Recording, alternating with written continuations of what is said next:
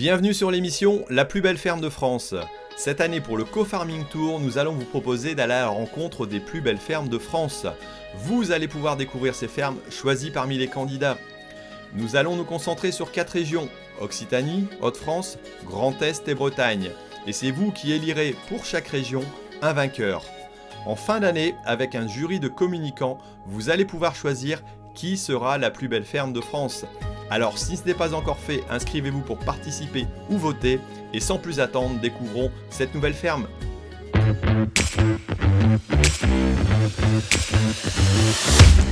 Donc bonjour, bienvenue chez moi. Je m'appelle Ebner Virginie. Je suis éleveuse de moutons à Célestat, en Centre-Alsace. Donc j'ai 500 brebis de race Estalen Mérinos. Je fais de l'éco-pâturage, de la viande ainsi que de l'accueil à la ferme de scolaires. Je vous invite à faire le tour.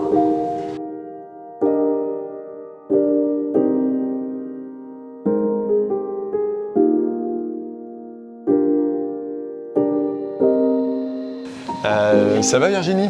Ça va et toi? Ça va, ça va. Bon, donc on découvre un petit peu ton exploitation. T'es installée depuis quand? Depuis le 1er janvier 2021. D'accord. C'est la suite de ta mère, c'est ça? Oui, c'est ça. Il y a eu une particularité, il y a eu un incendie, donc tu as dû refaire un bâtiment complet ici, t'en as profité pour moderniser un petit peu. Voilà, alors l'élevage, il est dans l'exploitation depuis quand?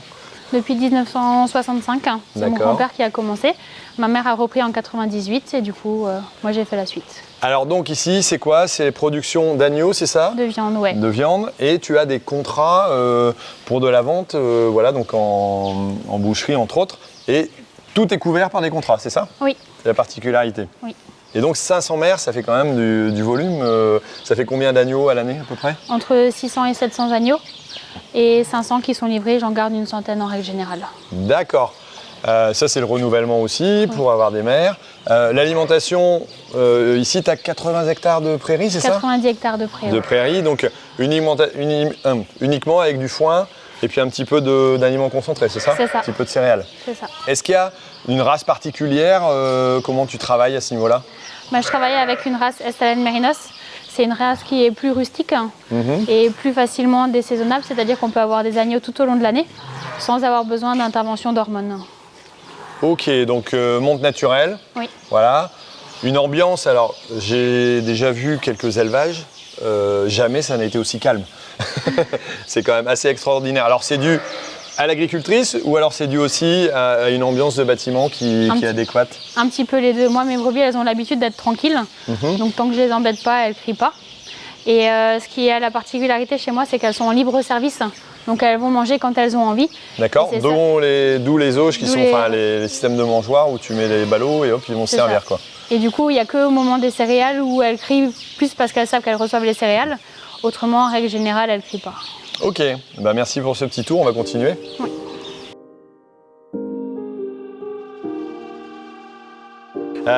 Alors tu disais tu fais de l'éco-pâturage, mais c'est quoi de l'éco-pâturage? En fait, je suis chargée par la collectivité, que ce soit la région, la ville de Célestat ou des organismes privés, d'entretenir un espace. C'est-à-dire que c'est beaucoup en bord de ruisseau, avec l'invasion de la renouée du Japon.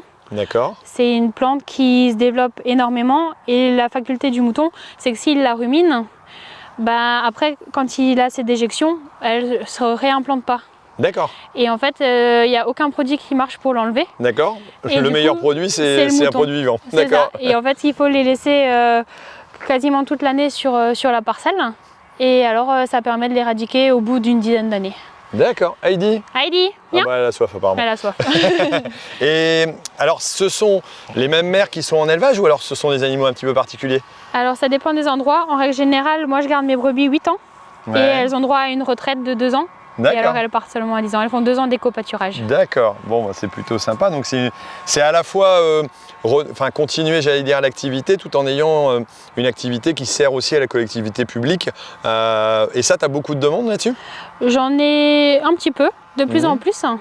Après, il y a des demandes un petit peu bizarres et des demandes réalisables. D'accord. Quand on vous demande de mettre 2 moutons sur un giratoire, ça je fais pas. Ok, ouais, parce qu'il ne faut pas les mettre non plus en isolé. Enfin, voilà. Ils ne seraient pas bien sur un giratoire. Non, ils ne seraient pas à l'aise sur un giratoire avec le passage des voitures et tout. Il te faut une certaine surface, un certain nombre peut-être pour que ce soit cohérent. En fait, moi je commence à partir de 25, c'est le nombre de brebis que j'arrive à mettre dans ma bétaillère. D'accord. Et du coup, il faut un demi-hectare minimum pour qu'elles aient pour une semaine à 10 jours à manger. D'accord.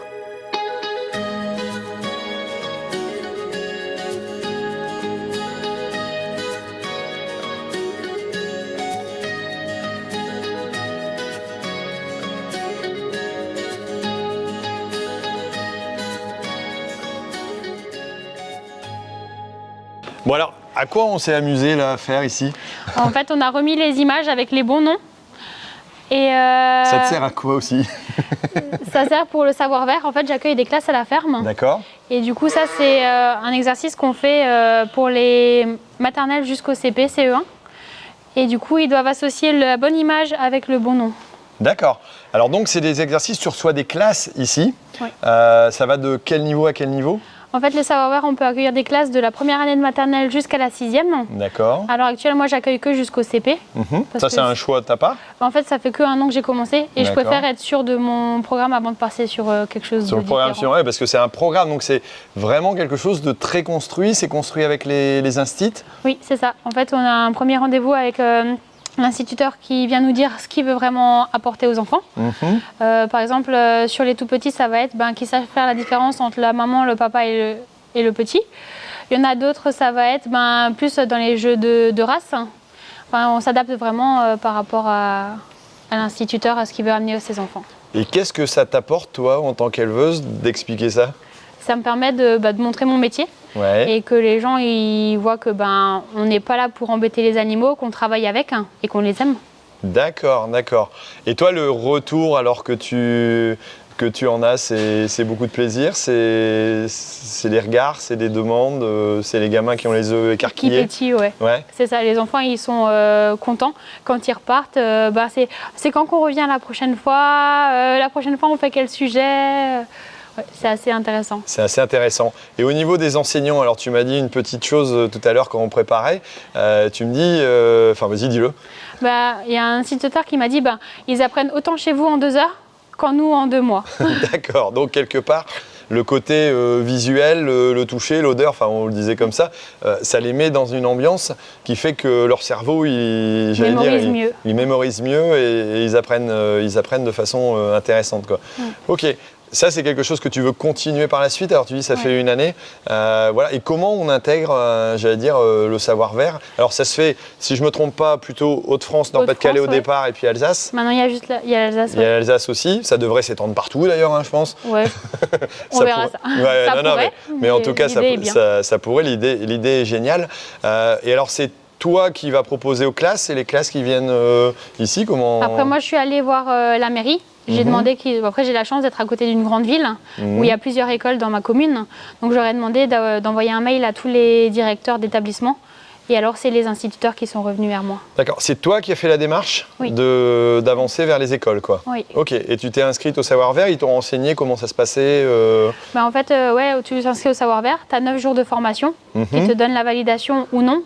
Et là, tu accueilles une classe qui, du coup, tu fais le parcours que tu veux faire avec les classes et qui te dit si tu es apte ou pas. D'accord, ça c'est en fonction de, ils vérifient auprès de toi si ton côté pédagogique il est intéressant, si tu as un bon accueil. Ils viennent visiter? Oui. Ouais, ils viennent visiter. Donc, ok. Eh ben, plutôt pas mal comme orientation. En tout cas, moi je trouve que c'est hyper sympa.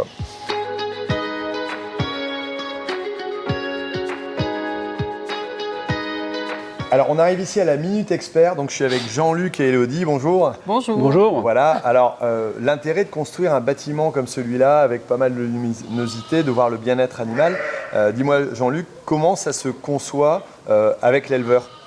En fin de compte, c'est un travail avec l'éleveur, les besoins qu'il a de son côté pour l'élevage et la fonctionnalité du bâtiment. Et bien sûr, mettre en œuvre les produits ou les matériaux qu'il faut pour le bien-être animal. D'accord. Alors quand on parle de produits, on parle de la toiture.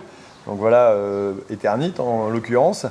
Comment on fait le choix, de la couverture en fonction de ce qu'on a en dessous? Alors la plaque ondulée, elle va être choisie notamment par le charpentier partenaire. Donc là, Système Wolf, on a le partenariat qu'on a avec le charpentier va faire aussi que on va choisir le matériau qui va bien. Donc la plaque ondulée, elle est intéressante par rapport au bien-être animal, notamment parce qu'il y a une capacité d'absorption de l'eau et d'ambiance du coup beaucoup plus saine, et puis aussi de réduction du bruit. Et donc naturellement, Jean-Luc va plutôt choisir Eternit pour poser sur des bâtiments avec un élevage comme ça pour garantir le bien-être animal et le confort de l'éleveur. Voilà. Le confort de l'éleveur, c'est important aussi. On voit, il y a la luminosité, donc le choix au niveau luminosité, au niveau aération, c'est important aussi. Bah oui, ici on est parti côté sud, on a mis moins de plaques transparentes par rapport à l'effet de chaleur en été. On en a mis beaucoup plus côté nord et on a opté pour une faîtière ventilée translucide, et de chaque côté on a mis des filets brise-vent pour réguler l'entrée d'air par rapport à la ventilation du bâtiment. Ok, c'est ce qui fait qu'on arrive dans un bâtiment où on ne sent pas d'odeur, où on a une luminosité qui est extraordinaire et on voit les animaux sont super calmes. Ils sont très calmes. Ouais. Donc c'est signe que le bâtiment est fonctionnel. Fonctionnel et bien parti. Ok, bah merci. Merci à toi.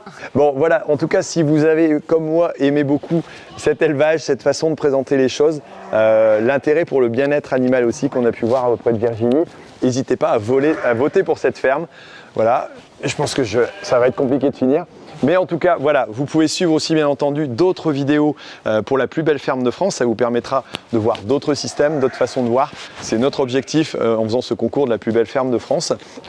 Et n'hésitez pas à aller revoir aussi les autres. On vous met la playlist juste en dessous. Et pour aller voter, allez sur cofarming.info/CFT. On vous met les liens là aussi. Voilà. Et pour se retrouver aussi pour d'autres vidéos. Voilà, en tout cas on est dans cette partie Grand Est, très sympathique, où on a eu un super accueil et on va encore continuer parce qu'on a encore une visite à faire dans ce secteur-ci. Voilà, moi je vous laisse, j'ai un peu de boulot.